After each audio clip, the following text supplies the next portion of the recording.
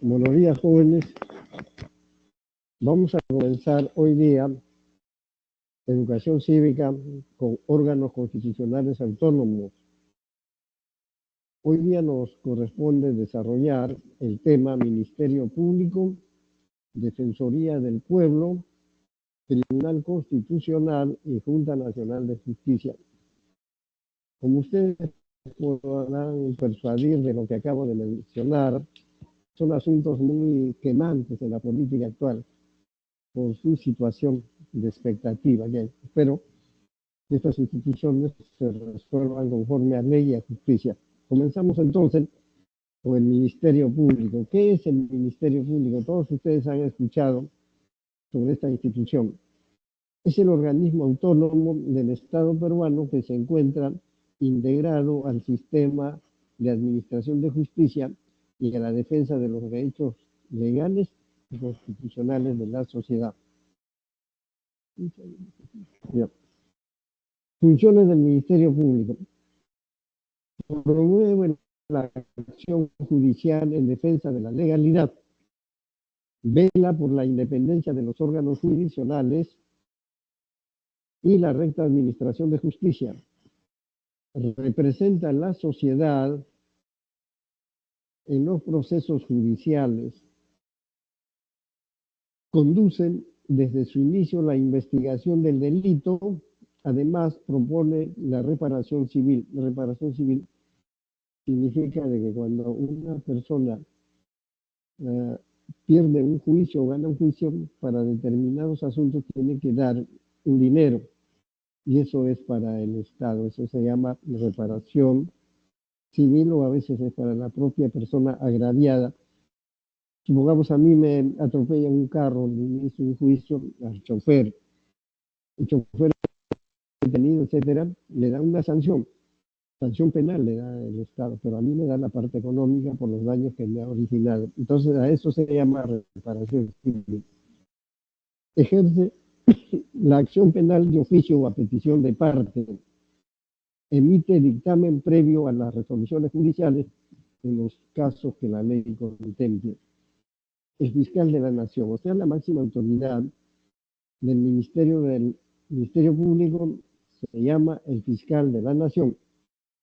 Preside el Ministerio Público, es elegido por la Junta de Fiscales Supremos. Su cargo dura 3 años y es prorrogable por reelección solo por otros 2 años. Actualmente, el que es el fiscal de la Nación es el señor Juan Carlos Villena Campana. Bien, continuando. La otra institución se llama Defensoría del Pueblo. Es un órgano colaborador crítico del Estado que actúa con autonomía respecto a cualquier poder público o privado, en nombre del bien común y en defensa de los derechos de la ciudadanía. Cumple una función mediadora en la medida que actúa con la finalidad de llegar a una solución justa para el Estado y el particular, pero sobre todo para este último. El defensor del pueblo a la fecha es don Josué Gutiérrez Cóndor. ¿Cuáles son las funciones de la Defensoría? ¿Para qué sirve? ¿Para qué le pagan a este funcionario tanto dinero? Es para lo siguiente: defiende los derechos constitucionales, o sea, lo que manda la Constitución, y fundamentales de la persona y de la comunidad. Supervisa el cumplimiento de los deberes de la administración estatal. Supervisa la adecuada presentación de los servicios públicos a la ciudadanía.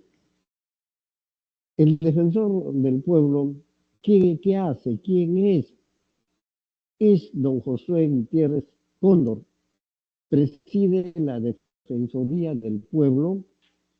Es elegido y removido por el Congreso con el voto de los 2/3 de su número legal.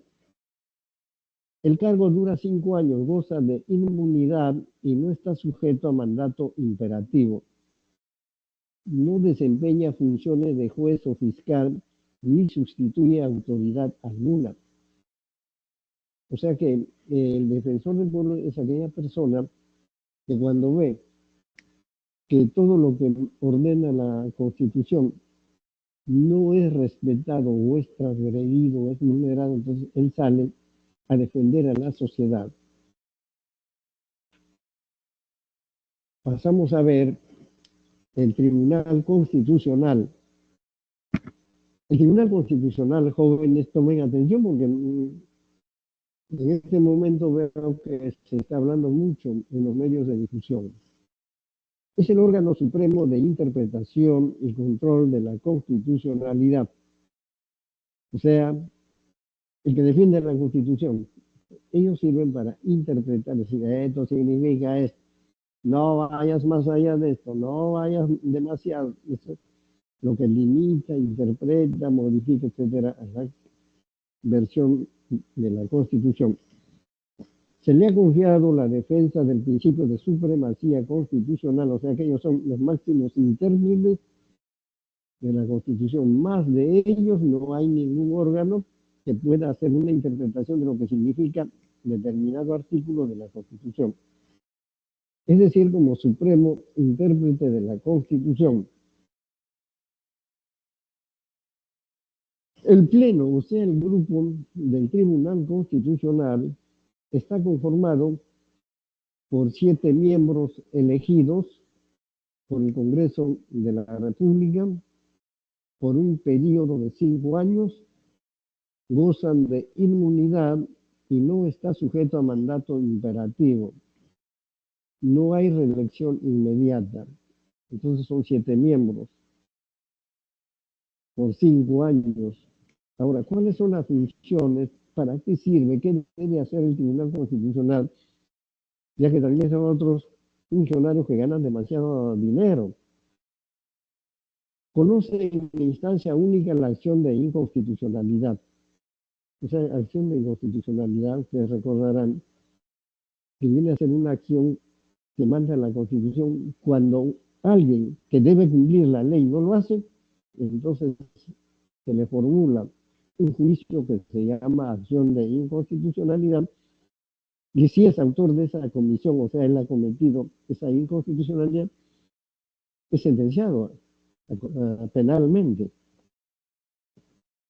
Conoce en última y definitiva instancia las resoluciones denegatorias de habeas corpus. Habeas corpus es cuando uno lo detienen indebidamente las autoridades a quienes no corresponde. Habeas data es cuando a alguien le ven sus derechos privados sin que él haya consentido.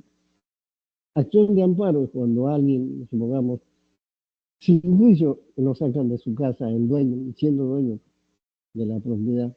Aún así, la ley ordena que para que a uno lo desalojen de una casa alquilada, tiene que ser orden judicial, no es orden del propietario. Y la acción de cumplimiento. Entonces, la acción de cumplimiento, como les repito, jóvenes, viene a ser ese proceso en el cual alguna autoridad se niega a cumplir la orden de la ley. Conoce los conflictos de competencia o de atribuciones asignadas por la Constitución conforme a la ley. A eso se llama proceso competencial.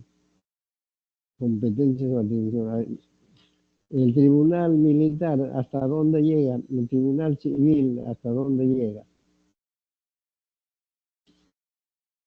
Pasamos a ver ahora, jóvenes, la Junta Nacional de Justicia.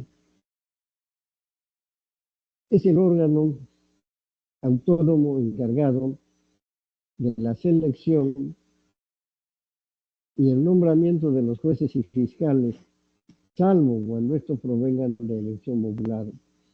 Esa excepción que dicen salvo es en los jueces de paz no letrados en los lugares alejados. Cuando no hay un abogado ahí, entonces a un ciudadano que conoce de este trabajo lo nombran, y es el pueblo quien lo nombra, y es el Estado quien le paga. Entonces, la Junta Nacional de Justicia se rige por su ley orgánica. Los 7 miembros titulares de la Junta Nacional de Justicia son jueces titulares seleccionados mediante concurso público de méritos por un periodo de 5 años. Está prohibida la reelección inmediata, o sea que termina este mes tu elección, ya no puedes ser reelegido inmediatamente. Sus miembros gozan de los mismos beneficios y derechos y están sujetos a las mismas obligaciones e incompatibilidades que los jueces supremos, o sea, de la Corte Suprema.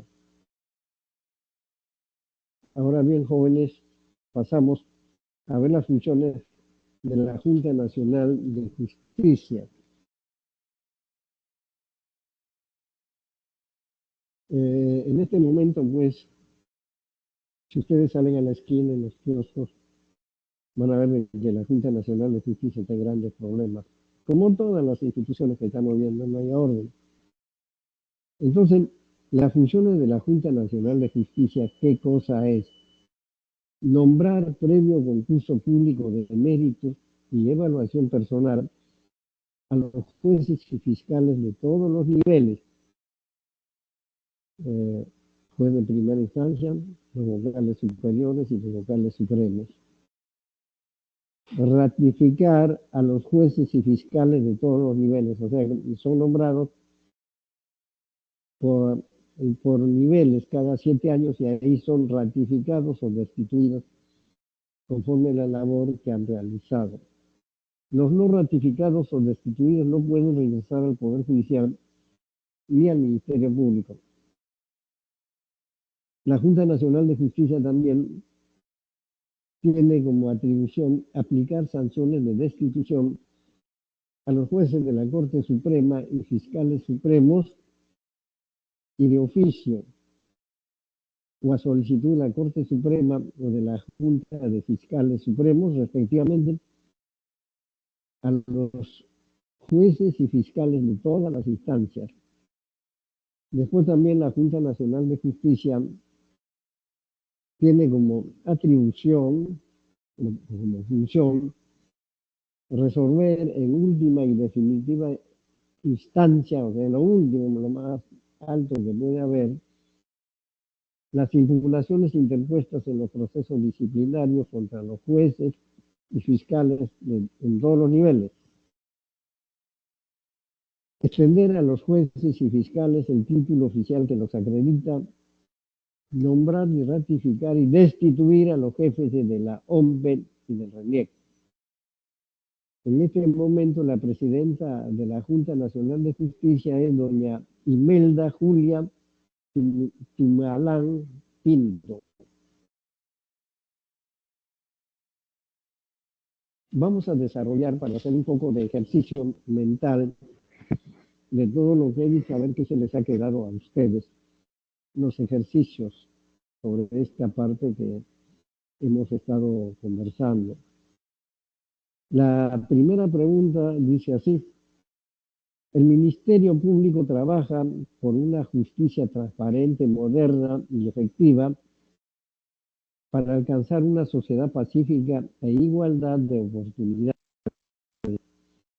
Respecto a esta institución, determine el valor de verdad de los siguientes enunciados. 1. Tiene como misión la prevención y persecución del delito, o es persecución. 2. Ahí hay la redacción un poquito equivocada, no es persecución, persecución es algo de música, lo que debe decir es persecución del delito. 2. Su máximo representante es electo por la Junta de Fiscales Supremos. 3. Representa a la sociedad, al menor y a la familia en un juicio. 4. Vela por la recta y efectiva administración de justicia. La respuesta es la B, ¿no? Bien, porque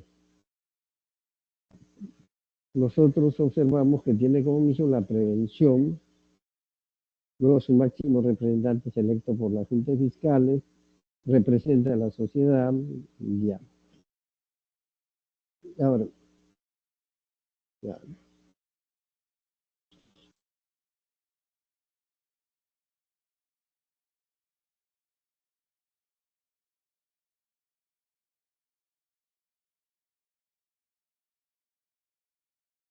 Parece que muy rápido lo he hecho. Voy a volver a preguntar. Debe ser el frío lo que me hace acelerar, ¿no?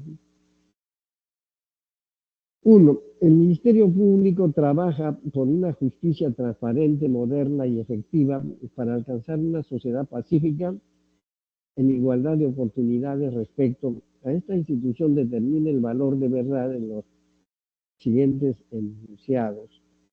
Dice, uno, tiene como misión la prevención y persecución del delito. Ya. Ahora, eh, vamos a ver en esta cosa lo siguiente, la solución. Uno, es verdadero, tiene como misión la prevención y persecución del delito, esto en función de los delitos y falta contenida en el Código Penal.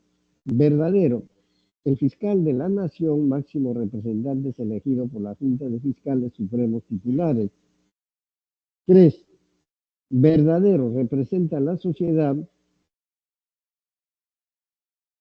ante los actos delictivos de personas naturales o jurídicas, en especial al menor y a la familia en juicio de tipo penal. Y 4. Verdadero también, vela por la recta y efectiva administración de justicia, esto es, por la interacción con el Poder Judicial ante la persecución del delito. Entonces la respuesta viene a ser la B. 2. La Defensoría del Pueblo realiza la defensa y promoción de los derechos de las personas y la comunidad con autonomía mediante la supervisión, el cumplimiento de las obligaciones del Estado. Respecto a esta institución determinen los enunciados correctos. Ahí dice primero el defensor del pueblo.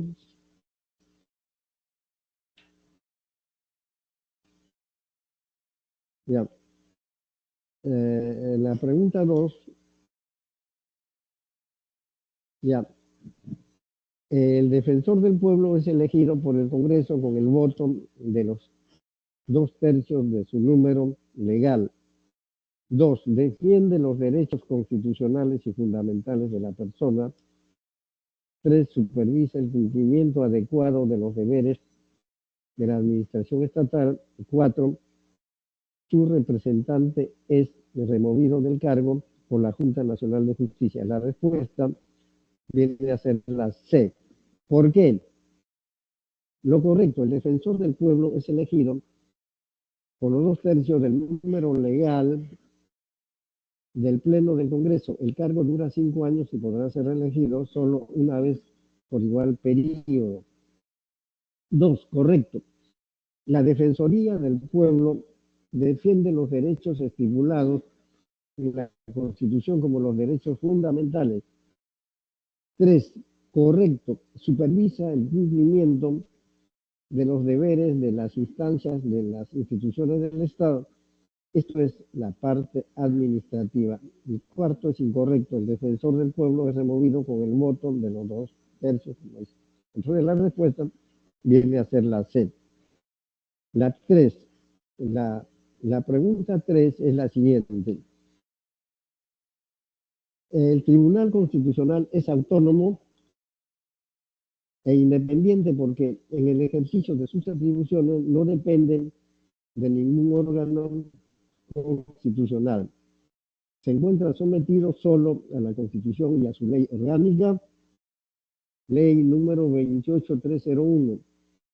Ante esta situación, identifique la alternativa que contenga una de sus funciones. Primero, la A, conoce en instancia única el proceso de acción de amparo. Incorrecto. B, examina en definitiva instancia el habeas corpus delegado en el legislativo. Incorrecto. C. Conoce la instancia especial en el proceso de acción popular. Incorrecto. Y D. Revisa en última instancia un proceso de inconstitucionalidad. Es incorrecto también.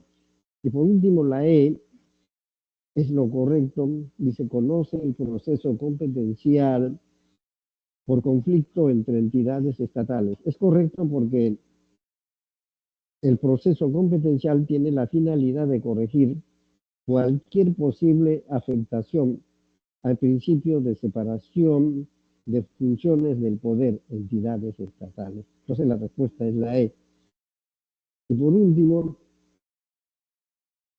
la pregunta 4 dice, la Junta Nacional de Justicia es un organismo constitucionalmente autónomo e independiente que se encuentra sometido a la Constitución, a su ley orgánica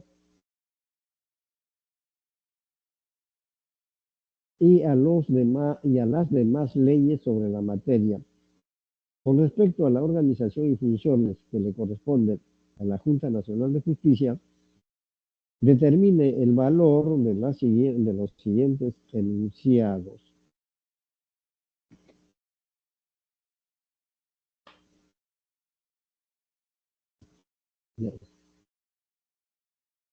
Tenemos 1. Nombra a jueces y fiscales en coordinación con el Poder Judicial.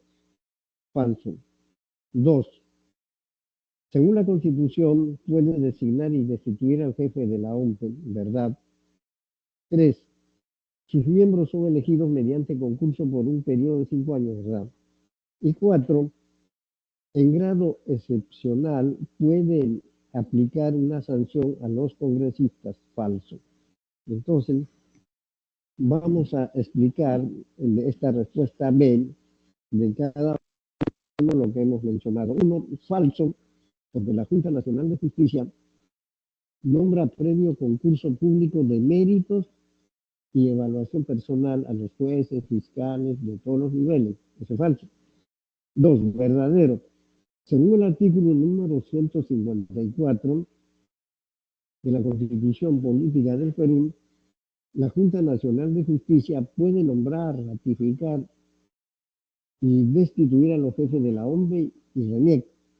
3, verdadero. Sus miembros son elegidos por un periodo de 5 años, además se encuentra prohibida su reelección. 4, falso. La Junta Nacional de Justicia puede aplicar la sanción de destitución de los jueces de la Corte Suprema y fiscales supremos de oficio a solicitud de la Corte Suprema, de la Junta de Fiscales Supremos, respectivamente, a los jueces y fiscales. Eso es falso. Muy bien, jóvenes, hemos terminado esta parte de acá. Vamos a volver a ratificar lo que hemos mencionado en amplitud, pero que lo hemos hecho sintéticamente, pero hay necesidad de ver mejor esta explicación, porque es un tema que en todas partes preguntan, y vamos a explicar con más detenimiento, porque han llamado por teléfono diciendo que necesitan mayor ampliación, ¿ya? Y eso es lo que vamos a hacer. Correcto, Juan. Comenzamos nuevamente. Vamos a repasar o ir haciendo un feedback, un retroceso para ver mejor las cosas. Espero que ustedes estén atentos. Entonces, el Ministerio de Educación Cívica, vamos a ver el Ministerio Público. ¿Qué es lo que nosotros vamos a ver ahora? ¿Sabías tú que los fiscales deberán excusarse bajo responsabilidad de intervenir en una investigación policial o en un proceso administrativo o judicial en que directa o indirectamente tuvieran interés? O sea que tienen dinero, tienen familiares, tienen intereses, a eso se refiere interés. O lo tuviese su cónyuge.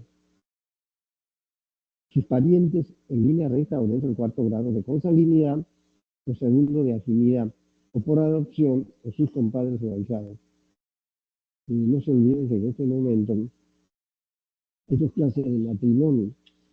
El matrimonio legal y la unión de hecho que tienen las mismas atribuciones. Bien. O sea que los dos son matrimonios, los dos valen, a pesar de que no han ido en la unión de hecho a firmar ante el alcalde, tienen el mismo valor que si hubieran ido. Basta que vivan 2 años. Vamos a ver entonces qué cosa es el Ministerio Público que tanto escuchamos nosotros en la televisión y en la radio. El Ministerio Público tiene como máximo jefe a Juan Carlos Villena Campana, fiscal de la Nación. Se encuentra integrado al sistema de administración de justicia en la defensa de los derechos legales y constitucionales de la sociedad y vela por una recta y efectiva administración de justicia. Lo preside el fiscal de la Nación, quien es elegido por la Junta de Fiscales Supremos titulares, o sea, los que están nombrados. El cargo dura 3 años y es prorrogable por reelección solo por otros 2 años. Eso es lo que nosotros hemos mencionado. ¿Cuáles son las funciones de los miembros del Ministerio Público? O sea, de los fiscales. Promueve la acción judicial en defensa de la legalidad. Vela por la independencia de los órganos jurisdiccionales y la recta administración de justicia. Conduce desde su inicio la investigación del delito. Acusa al presunto culpable. Protege a las víctimas y testigos que colaboran con la justicia. Además propone la reparación civil, que ya hemos dicho que consiste. Ejercita la acción penal de oficio o a petición de parte. Emitir dictamen previo a las resoluciones judiciales en los casos que la ley contemple. Ahora, jóvenes, pasamos a ver qué es la Defensoría del Pueblo. Hace un momento ya hemos mencionado quién es el defensor del pueblo, qué hace, etcétera. Pero vamos a volver a reiterar para que ustedes capten mejor a qué se dedican estas personas, para qué sirven, para qué les paga tanto el Estado. Entonces, la Defensoría del Pueblo tiene como titular de ese instituto a Josué Gutiérrez Cóndor.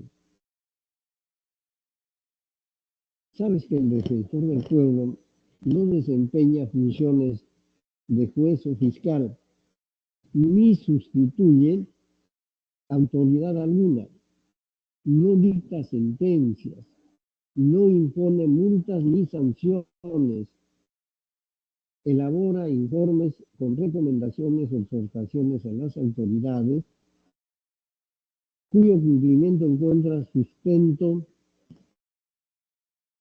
en su poder de persuasión. O sea que lo que él dice, insiste que debe ser así, acudiendo a la justicia más que a la ley.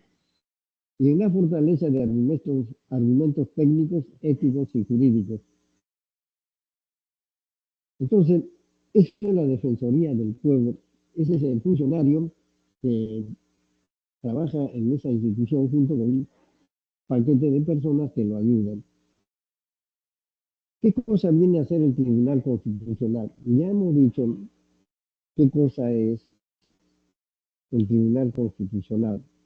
Dijimos que es el órgano supremo de interpretación y control de la constitucionalidad. Se le ha confiado la defensa del principio de supremacía constitucional, es decir, supremacía quiere decir como supremo intérprete de la Constitución. Más allá de ellos no hay otros que interpreten el contenido de los artículos de la Constitución. Está compuesto por 7 integrantes elegidos con el voto de 2/3 del número legal de congresistas. su periodo de 5 años no hay reelección de inmediata, gozan de los mismos derechos y prerrogativas de los congresistas. Esas son las funciones que tiene el Tribunal Constitucional.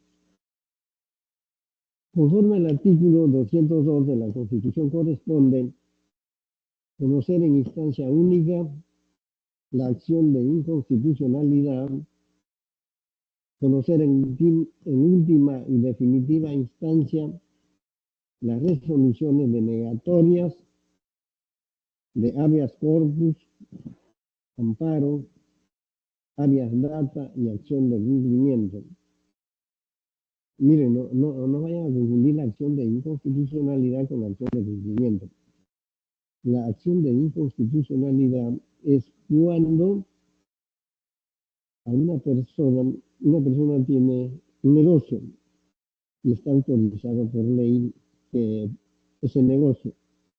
Pero resulta de que viene otra ley que niega la existencia de ese negocio. Entonces es ahí cuando se presenta la acción de inconstitucionalidad entre leyes. Tienen que ser leyes. Ahora, la acción de cumplimiento es cuando a uno el juez le da reposición en su trabajo. Lo han despedido y luego lo repone. Y el empleador no quiere volverlo a poner en su trabajo. Ahí viene la acción de cumplimiento.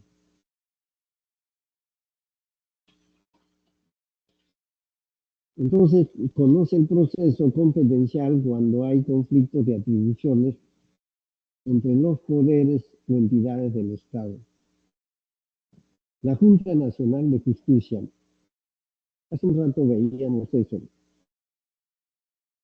La naturaleza y organización tiene como misión la de nombrar, evaluar, ratificar y sancionar a jueces y fiscales y otras autoridades,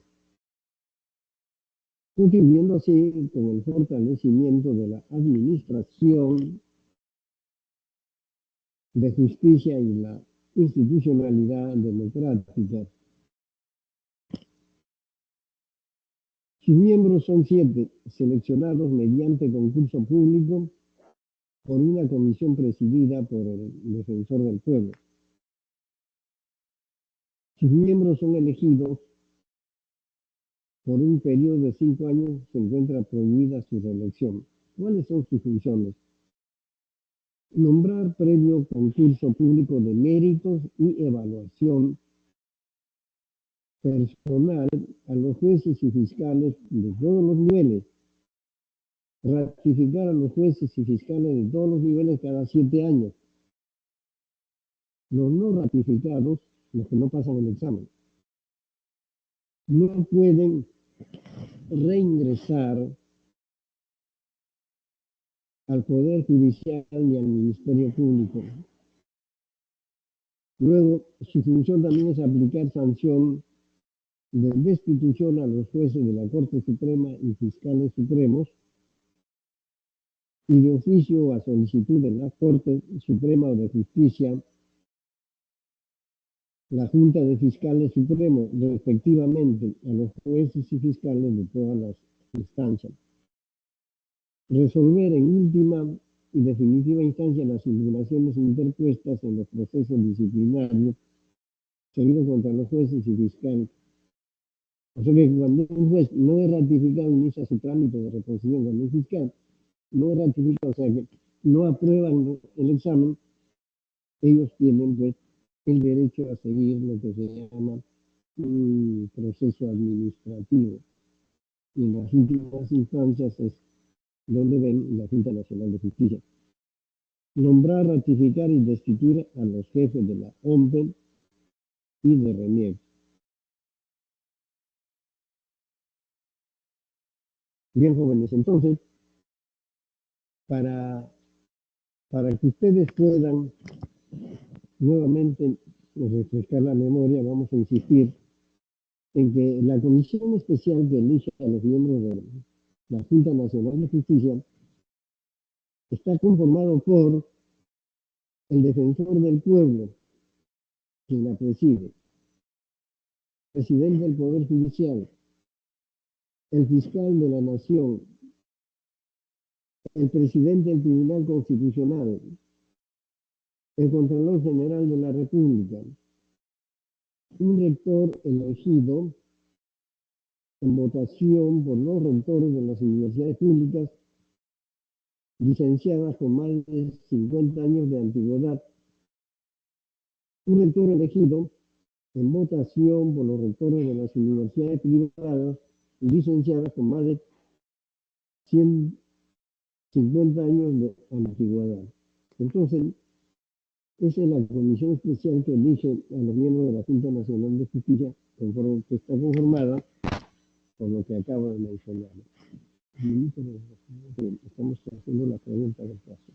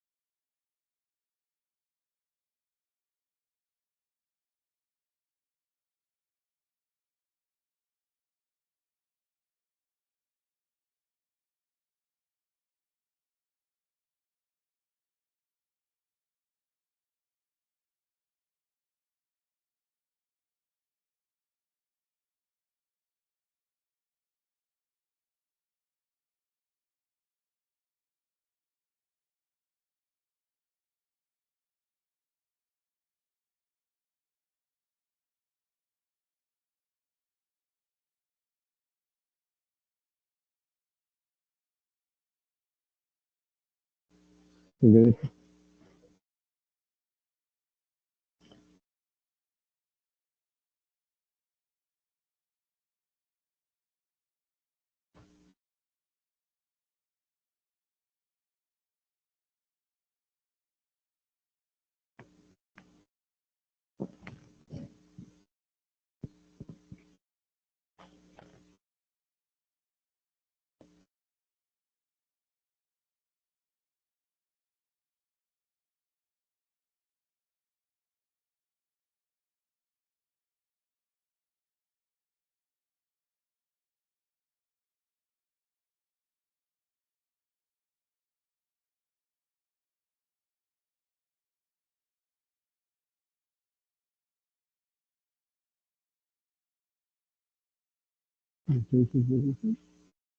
lo que tiene que decir.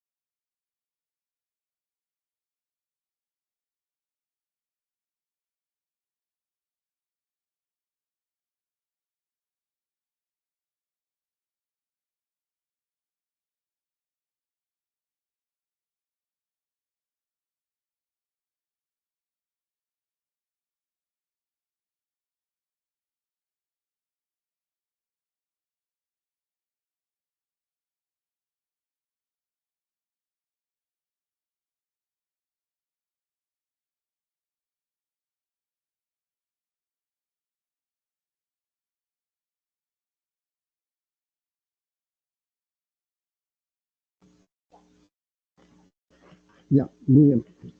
Jóvenes, ¿me escuchan? Jóvenes, vamos a comenzar ahora nuevamente con un tema de vital importancia. En este momento que yo estoy con ustedes, vía electrónica, estamos sintiendo el frío. Pero ustedes saben que este frío tiene dos características. El frío de la costa, que tanta humedad, porque este maldito frío se mete por todas partes, ¿no? ¿Se han dado cuenta? Por los zapatos, por la cabeza, por todas partes. En la sierra, el frío es mucho más fuerte, pero si uno se abriga, terminó el frío, porque el frío es seco, no hay humedad. ¿Se dan cuenta, joven? Eso se llama clima. Pero ahora vamos a ver que hay una organización en el Perú que se llama organización política. O sea, para hacer mejor las cosas, se ha hecho que el Perú tenga una organización política y administrativa del territorio peruano, pero como a veces el Perú, imagínense, tiene 1.285.216 kilómetros cuadrados y tiene 33 millones de habitantes. No todos están contentos con cómo están las cosas pues, en su terreno. Hay unos que han tenido suerte y están de acuerdo con el progreso en la actualidad, y otros se han rezagado. Eh, Hay otros que consideran de que hay necesidad de hablar un idioma, otros que no, y tantas cosas. Entonces, por eso es lo que se ha hecho la descentralización, la regionalización, etcétera. Ahora, nosotros tenemos fronteras.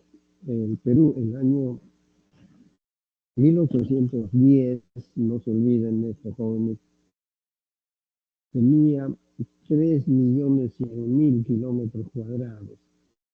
3 millones, ¿eh? Y ahora tenemos 1.285.000. O sea que son unos mequetrefes, pues, los habitantes del Perú, ¿no? O sea que los vecinos nos han arrebatado. Uno de los principales depredadores del Perú ha sido Brasil, se ha llevado 1.800.000 kilómetros cuadrados. Después tenemos el mar territorial que generosamente nos ha dado la naturaleza con sus peces, etcétera, y de 200 kilómetros que debíamos de defender, 200 millas marinas que debíamos de defender. Ahora la gente poderosa, los ricos del mundo, nos han dejado con 12 millas, imagínense. No hemos podido defender, no. Pero tenemos de todo, armada y no sé de tantas cosas. Pero no defienden nada. Bien, jóvenes, entonces, con esta introducción algo friolenta y penosa, pero es nuestra realidad, para que no vuelva a suceder. Lo último que nos ha arrebatado territorio Chile en el año 2014, en La Haya. Y aquí han celebrado diciendo que hemos ganado, no hemos ganado nada. 2016 en La Haya.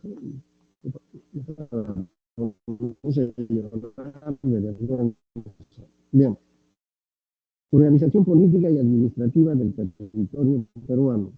La ley. Esta ley es la ley de bases de descentralización, ley número 27783. Escuchen bien, no se vayan a confundir. Eh, un día fui con los jóvenes de educación al Callao, al Real Felipe. Estábamos en Lima y fuimos de la región Lima a la región Callao, imagínense. Pero antes, ¿cómo se llamaba esto políticamente? Departamento de Lima y provincia constitucional del Callao. Ahora son dos regiones. Entonces, lo que se ha buscado es que para que Lima se organice mejor, tenga las cosas mejor organizadas, bueno, es una región, el Callao también. Pero A la fecha hemos visto que es así, parece que no, pero esperamos que se mejore. Entonces, el territorio de la República está integrada por 25 regiones, 24 departamentos y 196 provincias y 1974 distritos. Entonces, lo que vamos a hacer es lo siguiente, ¿no? Vamos a ver, voy a darles las circunscripciones en que se organiza el Estado peruano.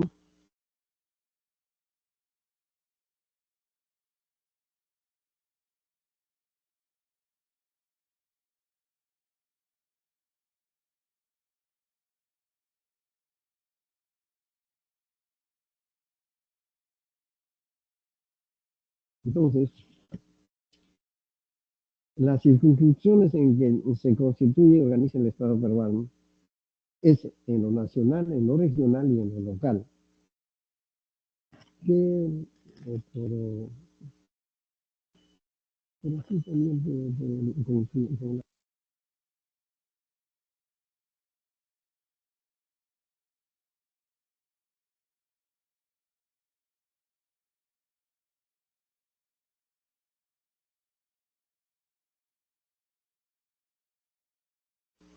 ahora, entonces, el Perú tiene su organización política y administrativa nacional, o sea que todo el territorio en la República del Perú, que les digo, 1.285.216 kilómetros cuadrados, es lo íntegro. Pero eso está dividido en regiones. Entonces, son 25 regiones que se ha dividido. Si antes eran 24 departamentos y una provincia constitucional, ahora son 25 regiones, porque el Callao también se ha transformado en una región, por lo tanto, el Callao también es una región. Y los gobiernos locales, ¿qué son los gobiernos locales? Las municipalidades. Entonces, la organización política y administrativa del territorio peruano es nacional de todo el Perú, regional por regiones, 25 regiones y 24 departamentos, 196 provincias, los departamentos se dividen en provincias, y las provincias jóvenes se dividen en 1974 distritos. Entonces, las circunscripciones en las que se constituye y organiza el Estado y gobierno es en regiones, conforme a sus competencias y autonomías propias, preservando la unidad e integridad del Estado y la nación.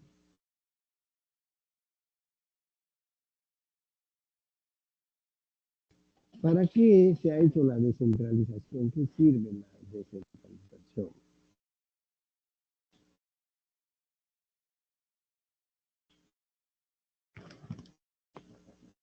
La descentralización en el Perú se ha hecho con la finalidad de que es una forma de organización democrática y constituye una política permanente del Estado de carácter obligatorio.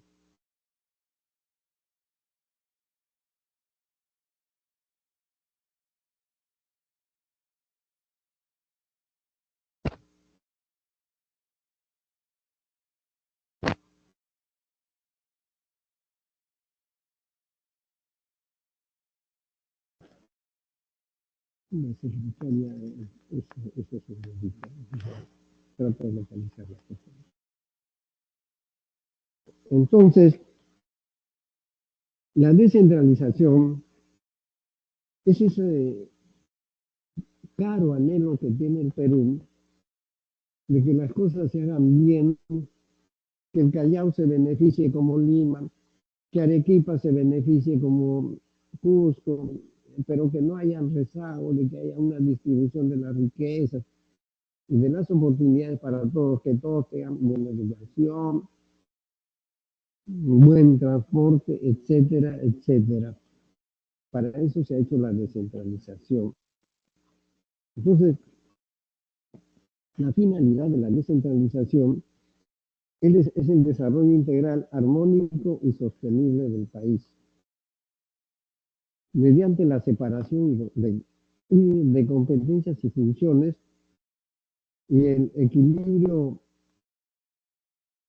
de ejercicio del poder por los tres niveles de gobierno: nacional, regional y local. Entonces, en este momento el Perú tiene pues tres niveles: el nacional, todo el Perú; regional, lo que antes eran departamentos; locales, lo que son las municipalidades.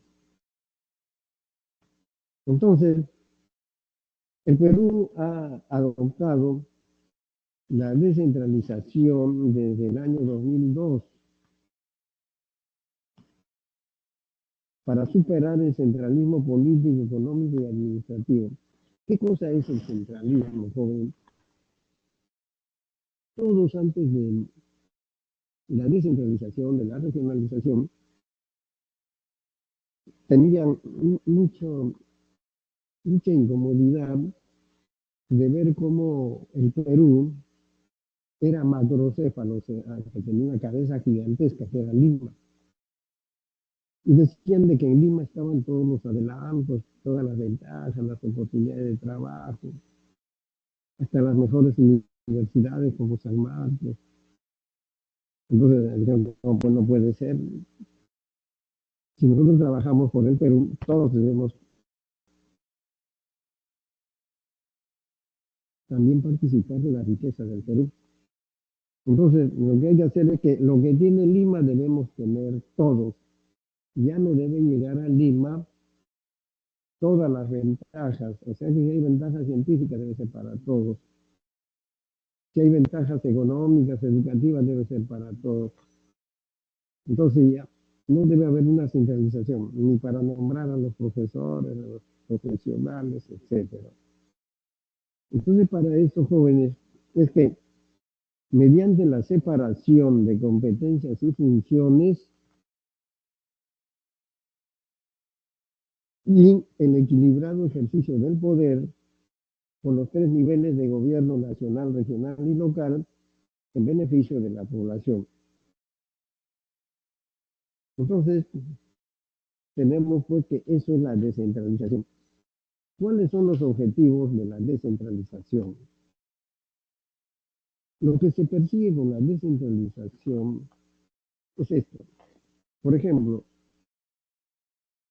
un colegio en el Cusco quería comprar un ómnibus para el colegio cienciano. Para comprar eso, el director tenía que pedir permiso y venir hasta Lima para que en Lima el ministro de Educación, que está en Lima, lo autorice. Ni siquiera dinero tenían en el Cusco, porque todo estaba en Lima. Entonces, lo que han querido es que haya desconcentración, que así como en Lima hay dinero, haya también en Cusco, Arequipa, Loreto, etc. Entonces, y en cuanto a lo político,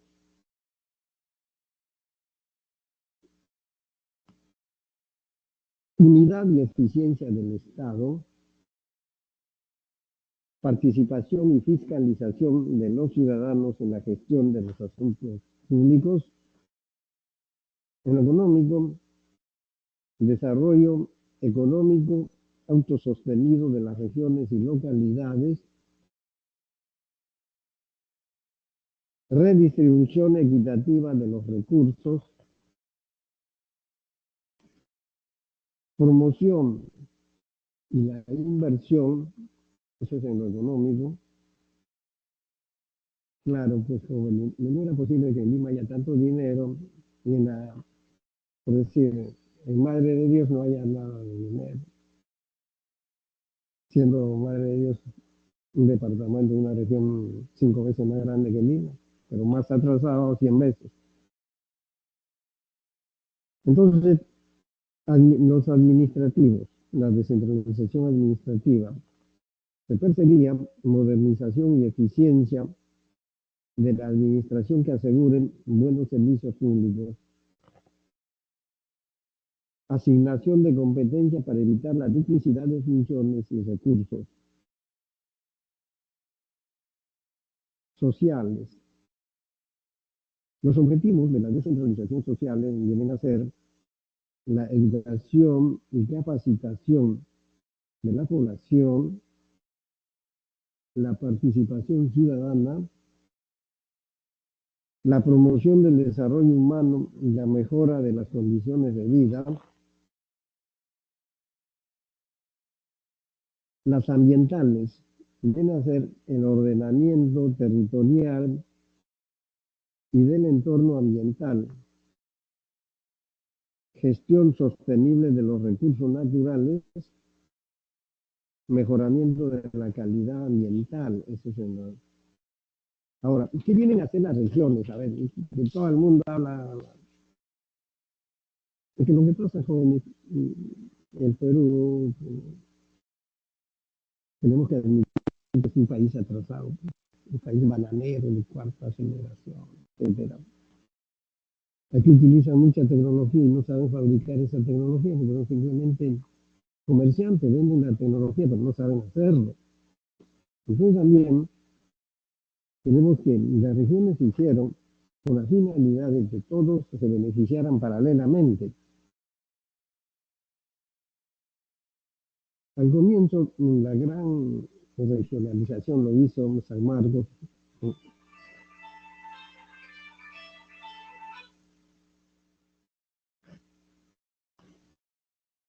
Lo hizo San Marcos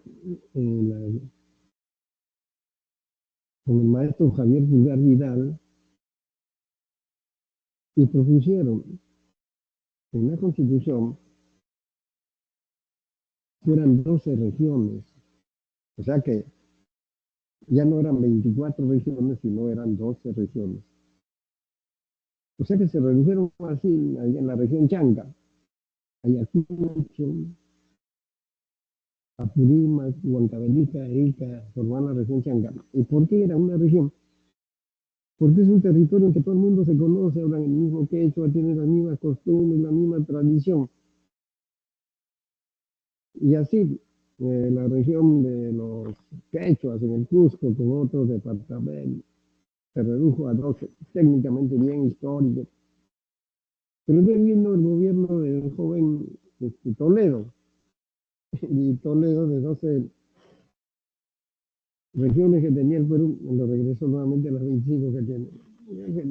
Es un ir y venir, ¿no? Un sentido de lo que se hace. Entonces por ahí es que ahí comienzan los problemas también de querer hacer bien las cosas, pero no comprender. Cuando los dirigentes, los que conducen el país y no conocen administración y gestión, la cosa está perdida, ¿no? Entonces que Toledo no conocía nada. Igual lo que están ahora en el gobierno. Entonces se ha ido y regresado. Y estamos como si no hubiera habido esa gran idea del maestro Javier Pulgar Vidal de las 12 regiones naturales del Perú. Bien, ¿qué son las regiones entonces, jóvenes? Son unidades territoriales geoeconómicas sostenibles con diversidad de recursos naturales, sociales e institucionales, integradas histórica, económica, administrativa, ambiental y culturalmente. Comparten distintos niveles de desarrollo, especialización y competitividad productiva sobre cuyas circunscripciones se constituyen y organizan gobiernos regionales. El artículo 190 de la Constitución Política del Perú habla de las 25 regiones políticas administrativas y un régimen especial para la provincia de Lima. Por eso, ¿qué es lo que pasa? Lima metropolitana tiene 2.600 kilómetros cuadrados, es 7% del territorio del Perú. tiene una provincia y 43 distritos.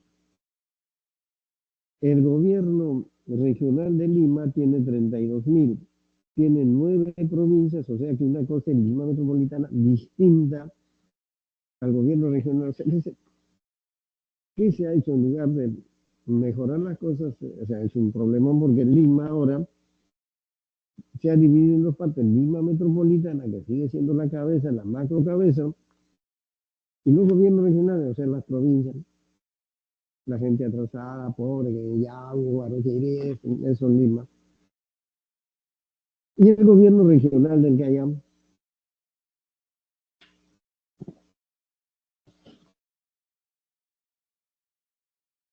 frontera del Perú, límites y posibilidades de desarrollo. Bueno, jóvenes, traigan pues una toalla, una sábana para ponerse a llorar de todo el territorio que nos han arrebatado por nuestros brillantes gobernantes. Brillantes hasta ahora, todos son brillantes. ¿Qué cosa es una frontera? Una frontera es una línea convencional que marca el confín de un estado. Por eso se habla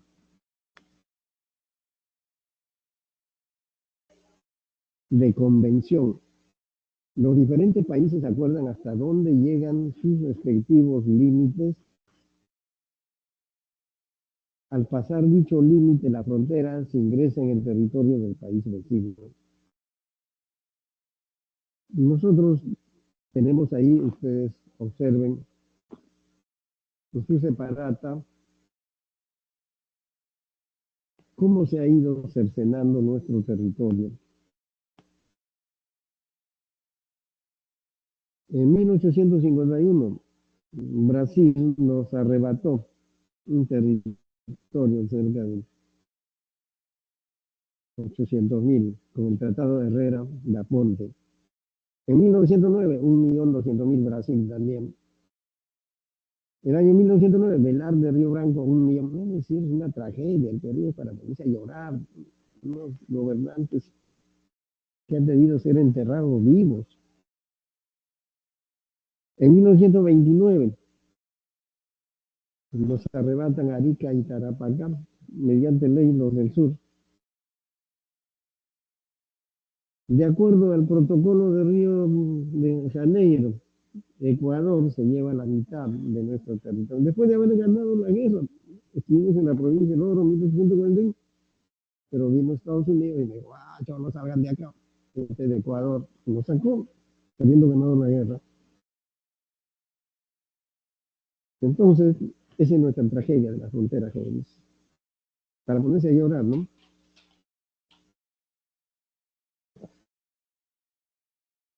Frontera del Perú con el Ecuador. El tratado con el Ecuador es el protocolo de Río de Janeiro y en 1942 y el Acta de Brasilia en 1998 y el Acuerdo de los Límites Marítimos de 2011. Línea de frontera desde la boca de Capones en el Océano Pacífico hasta el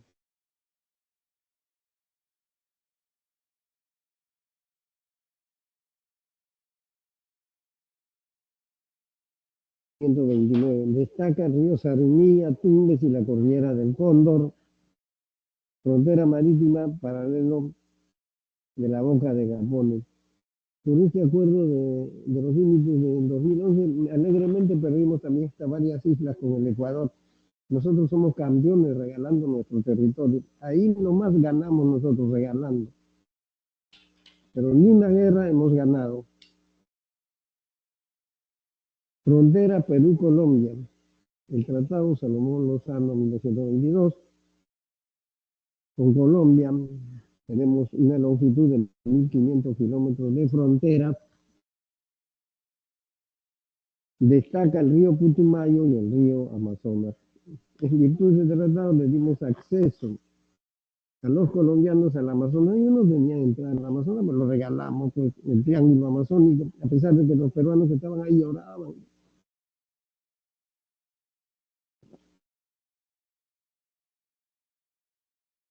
Frontera con Brasil. Tratado Herrera da Ponte en 1851, Velar de Río Branco en 1909, nos arrebataron 1.800.000 kilómetros cuadrados, así, alegremente. Nuestros bravos miembros de las Fuerzas Armadas, pues, que habrán hecho, ¿no?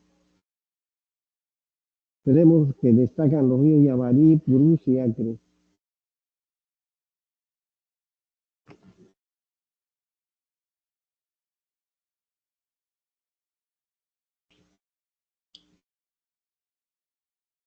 Frontera con Bolivia.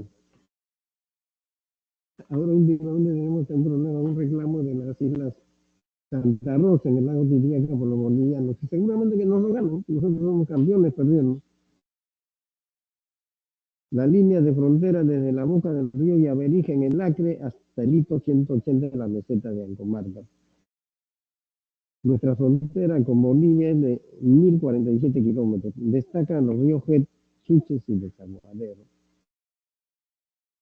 Lo que hemos firmado el tratado es con Polo Bustamante. No solamente nos han quitado territorio, sino que ahora los bolivianos dicen que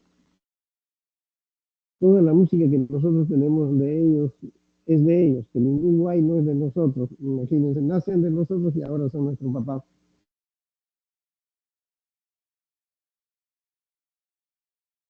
Frontera, Perú-Chile. Tratado 1929, acta de ejecución 1929-1999. La longitud de 169 kilómetros, destaca la Sierra de Guaylillas. Entonces, tenemos que la frontera marítima, línea que se proyecta del hito número 1 desde la marea hasta 80 millas marinas, a partir de ahí es la línea equidistante. Frontera como factor de desarrollo. Vamos a hablar una cosa más serena y no ponernos a sufrir con todas estas pérdidas. Todos nuestros vecinos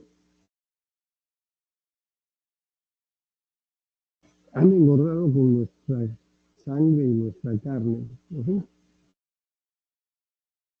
La frontera peruana no constituye solamente la línea que delimita la soberanía nacional, sino un espacio de interacción y actuación compartida. En el escenario donde se desarrollan dinámicos procesos sociales, culturales y económicos, donde intervienen no solo personas y organizaciones públicas y privadas peruanas, sino también de los países vecinos. Entonces, a veces los jóvenes en las fronteras, en los pueblos a veces se unen por la actividad comercial, mercantil. Así nosotros tenemos en el norte que prácticamente nos hemos unido con el Ecuador, en Huaquilla, Aguas Verdes y Huaquilla, es una sola ciudad. Los espacios fronterizos son áreas de frontera, zona de frontera, región fronteriza. Las conurbaciones son, por ejemplo, en Puno. Nosotros tenemos ahí que estamos muy vinculados con la ciudad de, de Bolivia, que ya no se sabe cuál es la diferencia. ¿Qué cosas debemos comprender en áreas de frontera? Geopolíticamente hablando, jóvenes, las fronteras vienen a ser lugares en donde se hace política. El caso es que, por ejemplo, entre Cuba y Ecuador hay ríos, etcétera, y hay poblaciones. En algunas oportunidades yo he visto, cuando estuve en Ayabaca, que cuando la población del Ecuador tenía necesidad, venía a Ayabaca, pedían medicinas, y ahí las costas peruanas se lo obsequiaban. Y me dicen que también los peruanos cuando han necesitado de medicina de ellos han ido y también, o sea que eso es la relación que crece en la frontera. Aquí los gobernantes están sentaditos aquí engordando, pero no saben que las poblaciones están creciendo así amicalmente, hermanados. Si nosotros estamos en el problema con Chile en Europa, en los Países Bajos, donde funciona la Organización Mundial para ver fronteras, amaros, problemáticos, etcétera, y allá en el sur de Chile, del Perú, que está por Tarapacá, hay poblaciones peruanas, jóvenes, hay poblaciones chilenas que no encuentran distinción de banderas, bailan, cantan, sus hijos contraen matrimonio con los nuestros y se olvidan de estas cosas de las fronteras. Es decir, las sociedades tienen una manera distinta de evolucionar. Últimamente los bolivianos, los chilenos y los peruanos han estado en competencia de bailes, que los tres bailan las mismas danzas y los tres pertenecen a la misma nación, Aymara. Imagínense, sería bueno de que nuestros uniformados despierten y vayan a hacer un estudio de eso, ¿no? O sea, ¿qué está pasando con migración?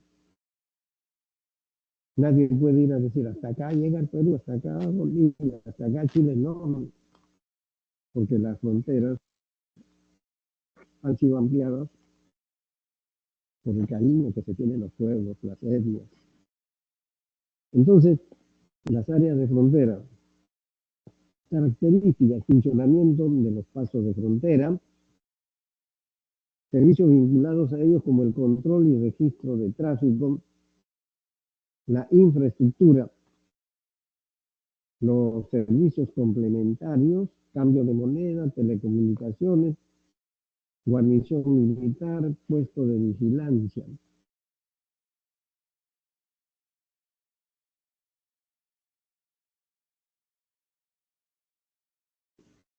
Ahí en el caso de Caballo Cocha también, Caballo Cocha es la parte que está al final del Amazonas, entre Colombia, Brasil y Perú. Y ahí la gente no distingue quién es peruano, colombiano, pero no, bailan, no. Es decir, Caballo Cocha es ahora, en este momento, de 15 días allá, ¿no? Hace 15 días, ¿no? Entonces, ¿qué podemos decir? Que a veces el cariño por el territorio que ellos tienen hace pasar estas nociones de Estado, región, tantas cosas que teóricamente se habla acá. No, en la zona de frontera es un espacio más extenso que el área de frontera donde, o sea que hay que distinguir entre zona de frontera y área de frontera. La zona de frontera es un espacio más extenso que el área de frontera, donde existen centros urbanos dotados de equipamientos básicos que facilitan la ejecución de acciones de desarrollo, ofreciendo soporte al área de frontera. Constituye, por lo tanto, un nexo entre el área de frontera y una región política.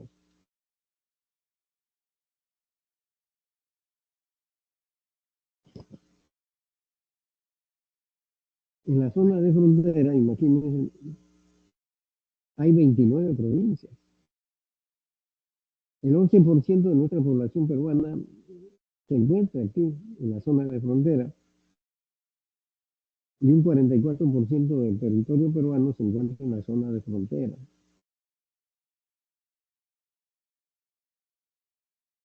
región de frontera.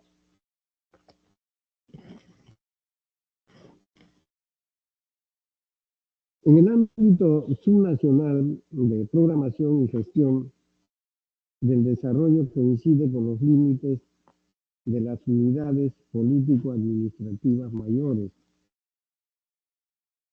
Sus rasgos esenciales son vinculación entre sus habitantes, organización de actividades regionales, integración con el exterior e interior y el dinamismo. ¿Cuáles son los departamentos de frontera? Imagínense, son 9. Tumbes, Piura, Cajamarca, Amazonas, Loreto, Pucallpa, Madre de Dios, Puno, Moquegua, Tacna, el 59% del territorio nacional, el 23% de la población nacional y 9 departamentos de frontera.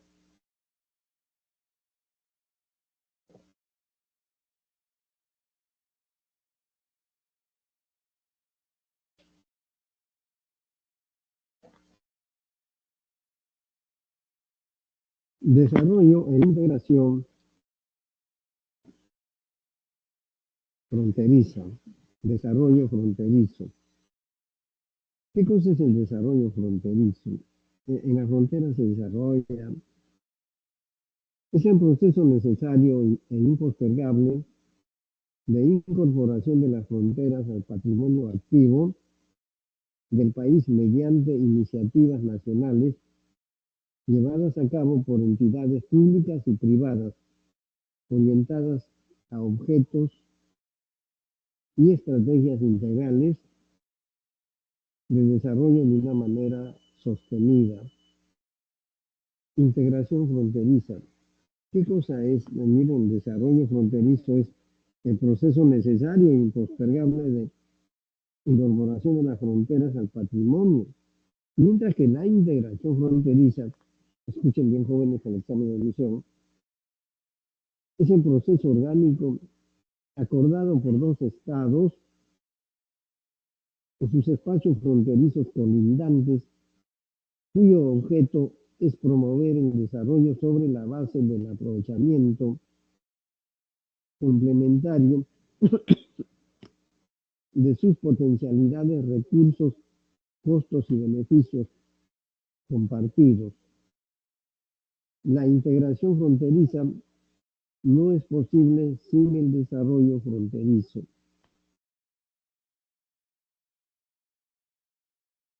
Así nosotros observamos que entre Perú y Ecuador está el proyecto especial binacional Cuyango y Tumbes del río. La Bocatoma La Palma en Tumbes potenciará cultivos de pequeños productores. Ministro de Desarrollo Agrario Diego Oscar Sea inauguró obra como parte de la segunda reforma agraria. Bien.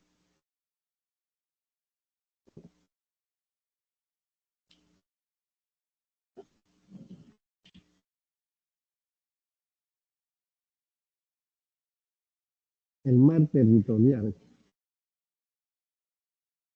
es otro gran problema. Ya les he dicho que nosotros somos campeones perdiendo, regalando. Y nada hemos ganado. El artículo 54 de la Constitución Política de Perú, el dominio marítimo del Estado comprende el mar adyacente a sus costas, o sea, el mar que va. Ustedes están viendo en el mapa 200 millas, ¿no? 200 millas equivalen a 380 kilómetros. Millas, una medida inglesa. Y nosotros, como somos bananeros, seguimos todavía con esas medidas de los ingleses, que son dominantes del mundo, igual que Estados Unidos. Entonces, el dominio marítimo del Estado comprende el mar adyacente a sus costas, así como su lecho y su suelo, hasta la distancia de 200 millas marinas, medidas desde las líneas de base que establece la ley, y su dominio marítimo el Estado ejerce soberanía y jurisdicción. Nosotros fuimos los iniciadores con el presidente José Luis Bustamante Rivero de la tesis de las 200 millas. Antes era 6 millas, 12 millas, bueno, una cosa de los dominantes ingleses, norteamericanos. Entonces, cuando estaba el presidente José Luis Bustamante, él estuvo presidente entre los años 1945 y 48. Conversó con Ecuador y con Chile para defender esta tesis, que el mar no era 6 millas, sino que eran 200 millas. ¿Por qué?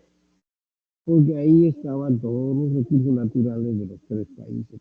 Y si estaban junto al continente, debían de defenderlos como parte del continente. Por eso se llamó mar territorial.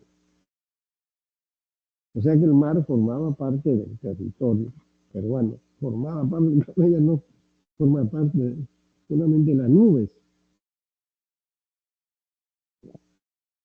La Declaración de Santiago de 1952, la proclamación conjunta Perú, Chile y Ecuador de la soberanía sobre las 200 millas. Así como en el Estado nosotros hemos dicho que nosotros tenemos un territorio hasta 10.000 kilómetros arriba, que se llama espacio aéreo, y hasta el fondo de la Tierra, que es hasta el núcleo de la Tierra, lo defendemos como parte de nuestro territorio. De ahí en adelante también dijimos, el mar forma parte de 200 millas desde nuestra costa hasta el fondo, 380 kilómetros. Es nuestro territorio. ¿Por qué pasó de que los poderosos, territorio, entonces, con la justa está con su vida y que es territorio, ya le vamos a dar sus 12 millas si quieren? O sea que se rindieron los poderosos en Suiza, que 200 millas, no pueden entrar. Y de ahí en adelante tenemos 12 millas. ¿No? Se habla de que son 200 millas teóricamente, pero hasta las 12 millas pueden entrar los barcos internacionales a pescar. Yo he tenido la oportunidad de ver en Piura, en Ecuador,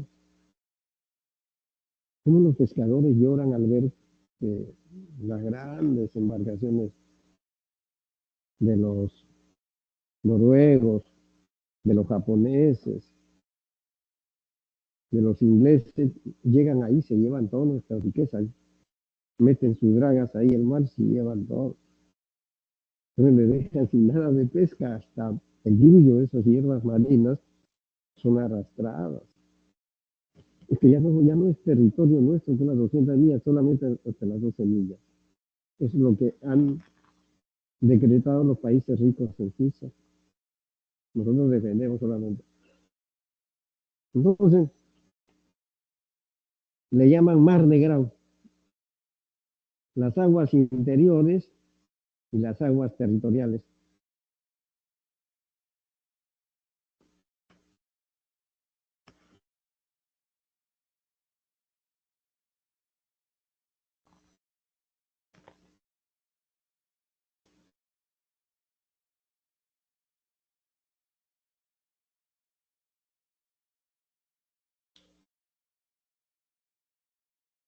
Ahora, en la Convención de las Naciones Unidas sobre el Derecho al Mar, aquí está la Convención, las Naciones Unidas, son de los poderosos.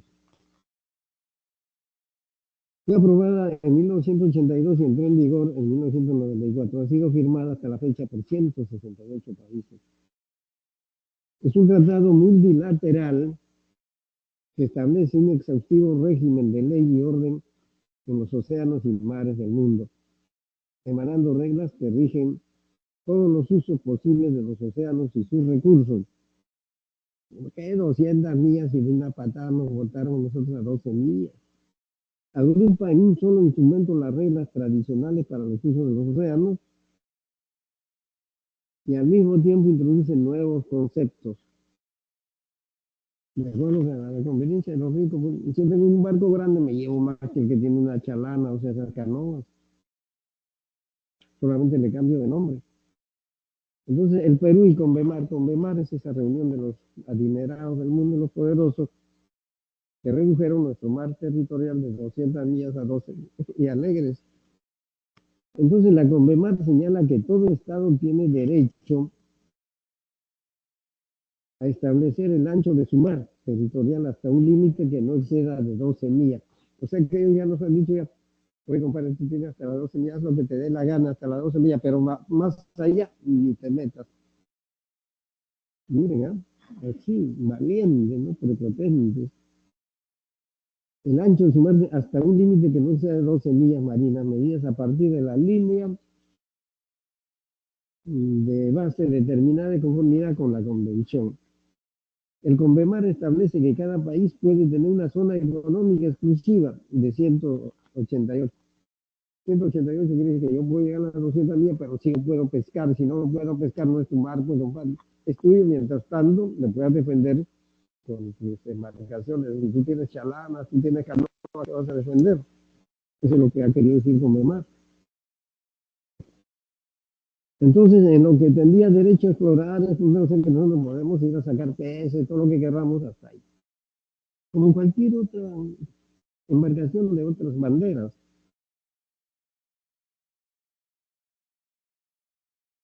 Bueno, esa es nuestra realidad, jóvenes. No es para ponerse a llorar, sino para reflexionar. Lo último, gracioso que hemos tenido.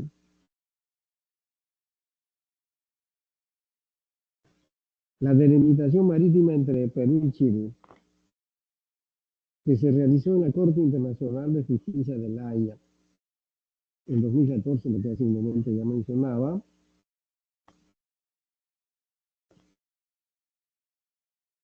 Los límites de la frontera marítima entre Perú y Chile, según La Haya, nos han modificado totalmente. Porque ahora, ¿qué cosa es lo que pasa? Nosotros pedíamos esas líneas puntuaditas entre el punto de la Concordia y el punto C, pero no nos han dado, a los chilenos les han dado hasta más arriba. A nosotros nos han dado, dentro de nuestro mismo territorio, 21.000 kilómetros y a ellos les han dado 16 y hemos ganado, dicen, yo no sé si hemos ganado, si hemos regalado 20.000 kilómetros los chilenos en este tratado. Bueno, jóvenes, vamos a desarrollar nuestro cuestionario. A ver.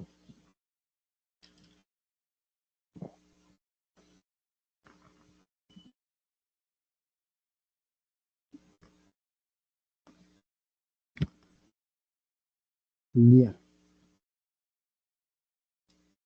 Las preguntas que vamos a desarrollar ahora, después de secarnos las lágrimas, tenemos que derrotar las fronteras, son un ejercicio de clase. La historia dice que nos enseña a ver nuestros fracasos para no volverlos a repetir. Pero aquí en el Perú creo que se piensa de otra forma. Hay que ver nuestros fracasos para seguir fracasando. Entonces tenemos los ejercicios de clase. En el marco de la descentralización se establecieron 25 regiones políticas en el país sobre la base de los 24 departamentos más la provincia constitucional del Callao. En relación a lo mencionado, indique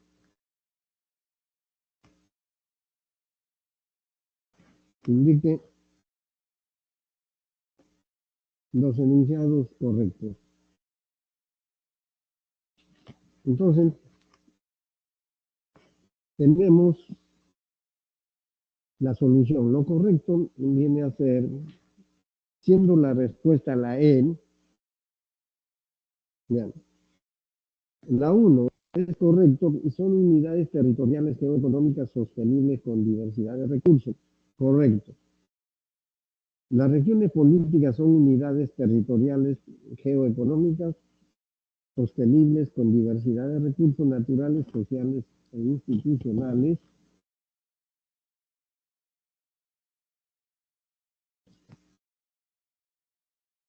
Dos, incorrecto.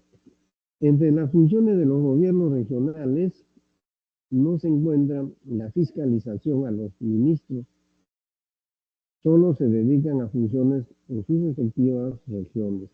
3, correcto. Las regiones comparten distintos niveles de desarrollo, especialización y competitividad productiva, sobre cuyas circunscripciones se constituyen y organizan gobiernos regionales. 4, incorrecto. La provincia de Lima, la capital de la República, no pertenece a ninguna región, posee por ley un régimen especial. Entonces la respuesta es la E. En cuanto se refiere a la pregunta 2, las fronteras son espacios que delimitan el territorio y la soberanía nacional entre los estados. Respecto a los límites del Perú, establezca el valor de verdad de los enunciados. Tenemos que aquí la respuesta viene a ser la A, ¿no es cierto? Dicen, uno, verdadero. El límite de mayor extensión del Perú es con el estado de Brasil y esa frontera se extienden los ríos Yavarí, Purús y Acre. 2, falso. El Tratado Solón Polo Sánchez Bustamante establece límites territoriales con el estado de Bolivia. 3,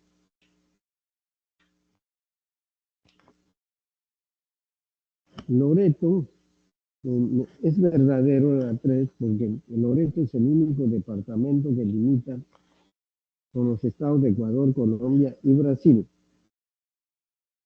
4, es falso. La frontera con Chile se extiende desde el hito número 80 en la meseta de Angomarca hasta el punto Concordia. Entonces, la respuesta viene a ser la A. Ahora la pregunta 3 dice,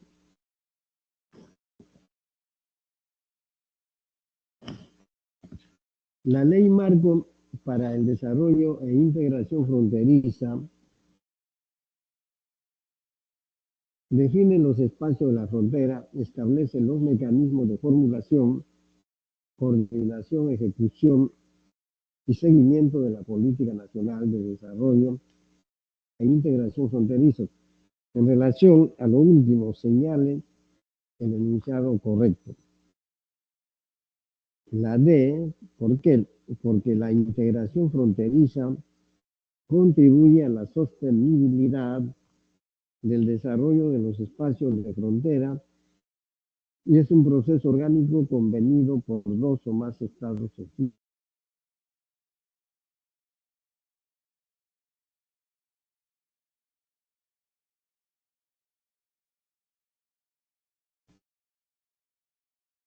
La Convención de las Naciones Unidas sobre el Derecho del Mar, CONVEMAR,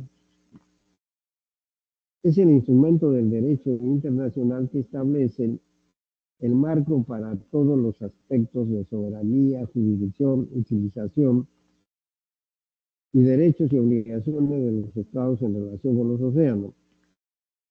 Respecto a este tratado internacional, señalen los enunciados correctos. Correcto. 1. La Convención regula el espacio oceánico y su utilización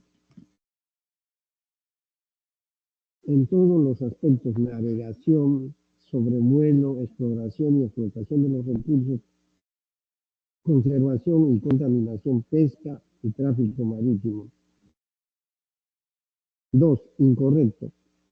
Los estados integrantes de la CONVEMAR pueden tener una zona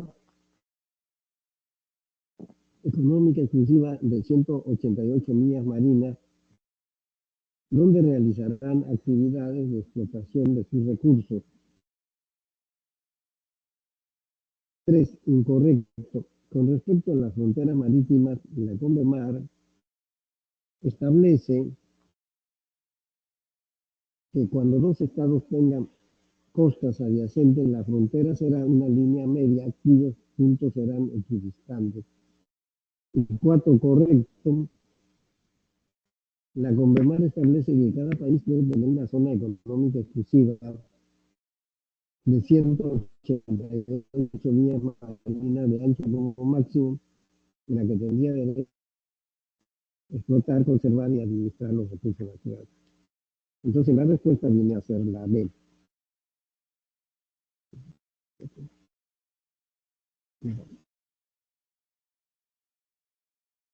¿Logras el teléfono de economía?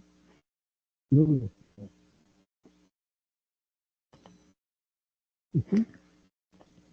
Bien, bien jóvenes, entonces tenemos que en el asunto de geografía hemos visto y desarrollado este punto en sí.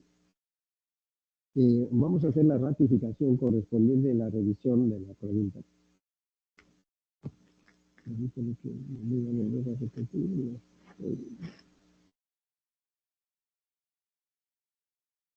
Ya, bien. Ahora entonces la geografía, conforme hemos visto nosotros, en esta parte de nuestra exposición, lo que en la organización política y administrativa del territorio peruano se ha tratado de organizar bien nuestro territorio, que es enorme. Entonces para eso hay que organizarlo, hay que estudiarlo. El territorio de la República comprende, de acuerdo a su organización política y administrativa, en 25 regiones, no se olviden, 24 departamentos, 196 provincias, 1974 distritos. Eso es a mayo del 2021, ¿no? En estas circunscripciones se constituye y organiza el Estado y gobierno a nivel nacional, regional y local, sus competencias y economías propias, preservando la unidad e integridad del Estado y la nación. Bien, entonces además podemos decirles que tienen ustedes un mapa muy interesante. Este es el mapa político del Perú, donde se incluyen el Callao, la provincia constitucional del Callao.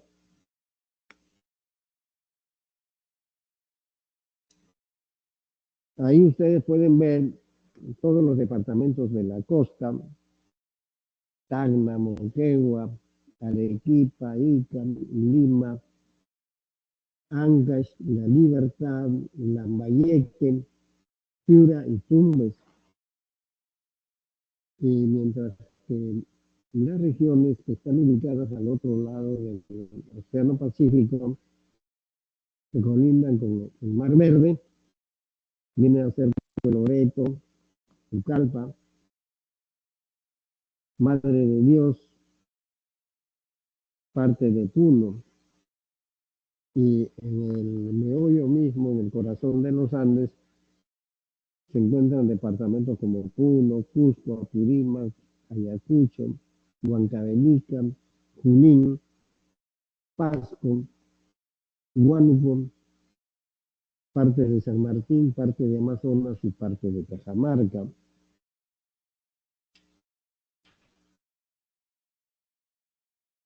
la descentralización. ¿Y para qué se hace la descentralización? ¿Para qué sirve?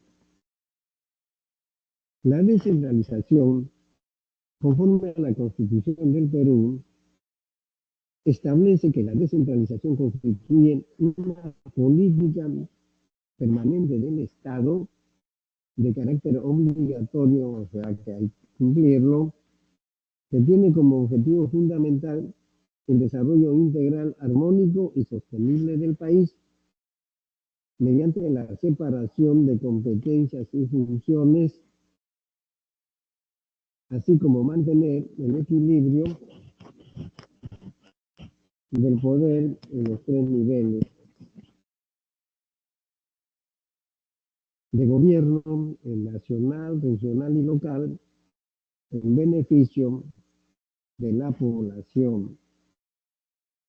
El Perú ha adaptado la descentralización desde el año 2002 para superar el centralismo político, económico y administrativo que ha caracterizado a la época republicana y que ha marcado a nuestro país con una endémica configuración con múltiples desequilibrios e inequidades. La descentralización constituye un proceso gradual, permanente y dinámico, con objetivos en distintos niveles como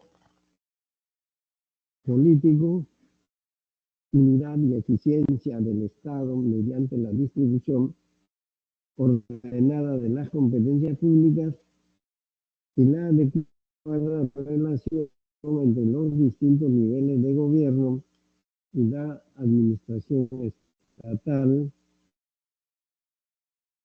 participación y fiscalización de los ciudadanos en la gestión de los asuntos públicos de cada región y localidad, en lo económico, desarrollo económico y autosostenido y de la competitividad de las diferentes regiones y localidades del país.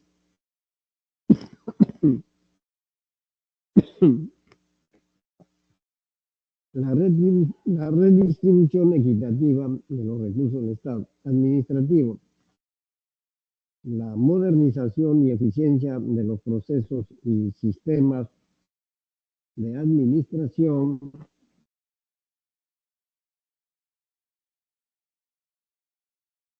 que aseguren la adecuada provisión de servicio público, asignación de competencias que evite la innecesaria duplicidad de funciones y recursos y la elusión de responsabilidades en la prestación de los servicios. En lo social, la descentralización, la educación y capacitación orientadas a forjar un capital humano, la competitividad nacional e internacional, la participación ciudadana en todas sus formas de organización y control social, la incorporación, la participación de las comunidades campesinas y nativas, el reconocimiento de la interculturalidad y superando toda clase de exclusión y discriminación. Promover el desarrollo humano y la mejora progresiva y sostenida. Ambiental, el ordenamiento territorial. Bien jóvenes, ustedes siguen viendo ya lo que nosotros hemos hecho, ya hemos hecho las ratificaciones. Creo que ustedes van a seguir viendo este esquema. Déjalo, no termino de apagar esto, pero sí sigue con nosotros.